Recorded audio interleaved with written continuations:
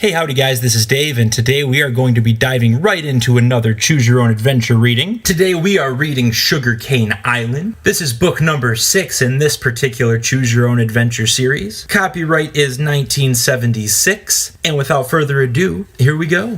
Remember, think before you act. One mistake can be your last on Sugarcane Island.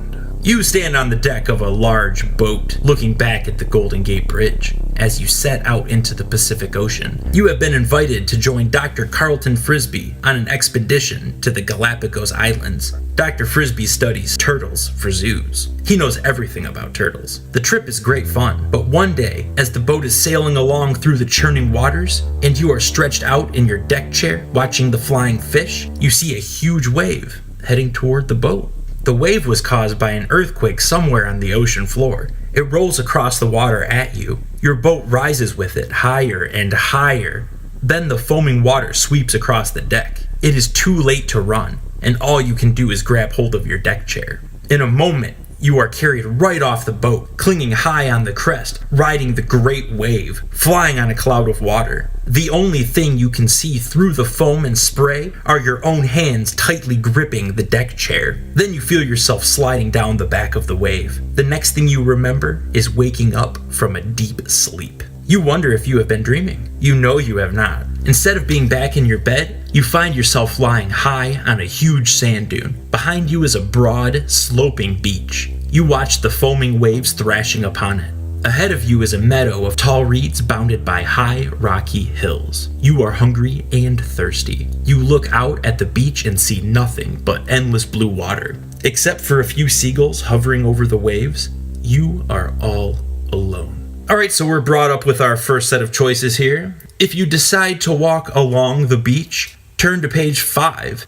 If you decide to climb the rocky hill, turn to page 6. I don't think there's anything along the beach that will help us. It is pretty much going to be just like sand and ocean water. I don't think there's going to be anything that's going to prolong my life walking along this beach. So we're going to try to summon what strength we have left and climb the rocky hill. Turn to page 6. You head up toward the rocky hill, crossing a marshy meadow on the way. You watch carefully for snakes, but you find some tasty berries that quench your thirst and make you feel stronger. You walk on, climbing higher, but you find that to get to the top of the hill, you will have to climb up some steep and dangerous looking rocks. Brought up with our next set of choices here. If you decide to try to climb the steep rocks, turn to page 9. If you decide to go back to the berries and rest for the night, turn to page 10. Alright guys, we're going to continue to use our strength here. We're satisfied by those berries, but we need a little more sustenance here. We can't survive on these berries. So we're going to try to climb these steep rocks.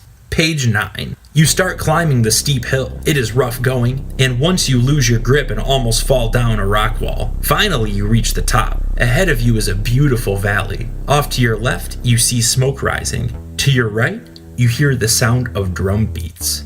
If you head toward the smoke, turn to page 16. If you head toward the drums, turn to page 17. Neither of these seem like very appealing options. Do I have to go towards, can I just not go toward them?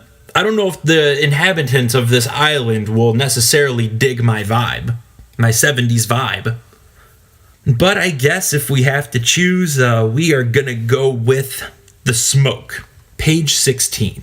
You follow a long path toward the rising smoke. You chew on some sweet reeds growing along the trail. It is sugarcane. You feel happier. Well, hell yeah. You continue on, but suddenly stumble upon a pile of bones. They are scary looking. If you continue further, turn to page 31. If you turn back, turn to page 32.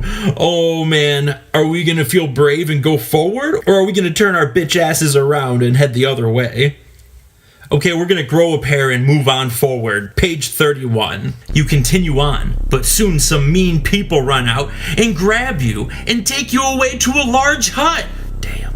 There, also held prisoner, is a sailor who was shipwrecked and captured. They will bury us unless we can show them a magic trick by noon tomorrow, he says.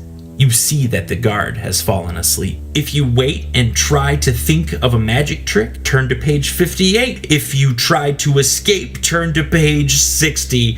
Oh God. I mean, do we know any magic tricks? You know, I don't know if I actually, in this book, my knowledge in this book, I don't know if I know a magic trick that these people wouldn't know, but I think we're going to try to go with the magic trick here. Page 58. You sit with the sailor, trying to think up something magic. It seems hopeless, but after a while, the sailor tells you he has thought of something. The next morning, the two fierce-looking islanders bring you and the sailor before the chief. I can talk without speaking, says the sailor to the chief. That would be real magic, says the chief. But the sailor takes a piece of paper and writes on it the words, "Raise your right hand." Without opening his mouth, he holds up the paper so that you can read it. Naturally, you raise your right hand. The chief is amazed by this magic way of talking. He tells you that you can join the tribe, or if you prefer, they will take you to the next village. Oh, that's slick. I mean, obviously these guys didn't know written language, so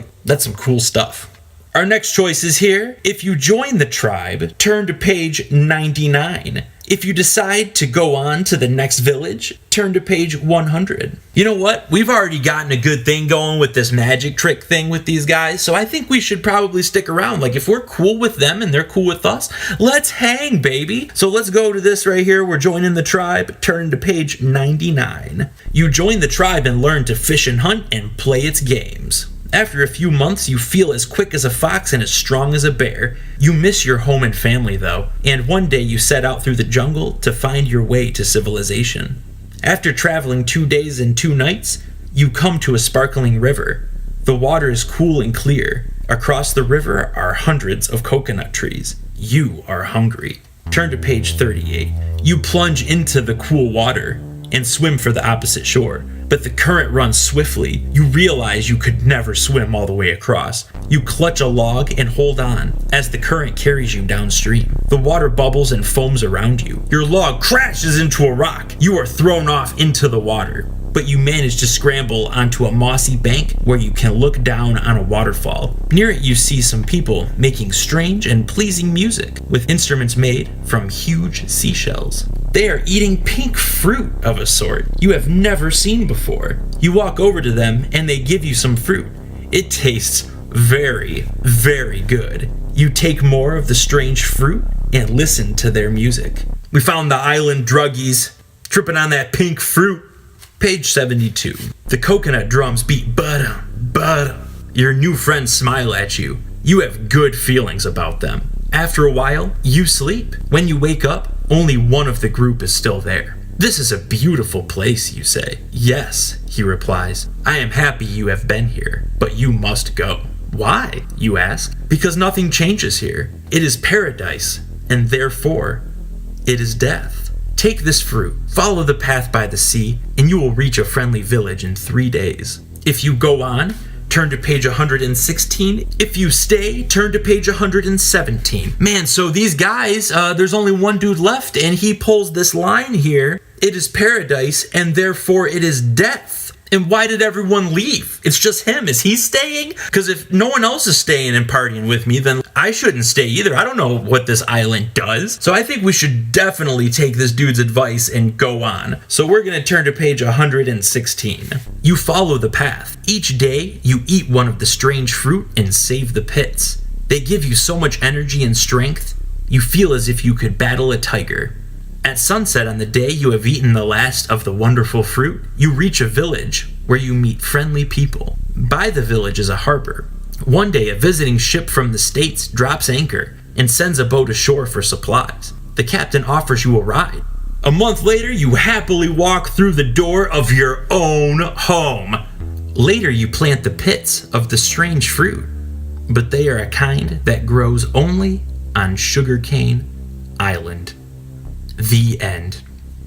Well, that's awesome, guys. We survived the ordeal. We made it home. We don't know exactly how long it took. Maybe it was like a Castaway situation where I was gone for years or something like that.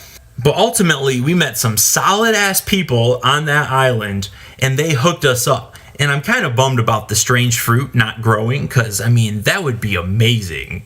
Anyways, guys, I'm glad we made it home and we are safe and we are living our lives to the fullest. This has been a read through of Sugarcane Island. If you like what you heard here, you can always like, comment, and subscribe. And until next time, have a good one.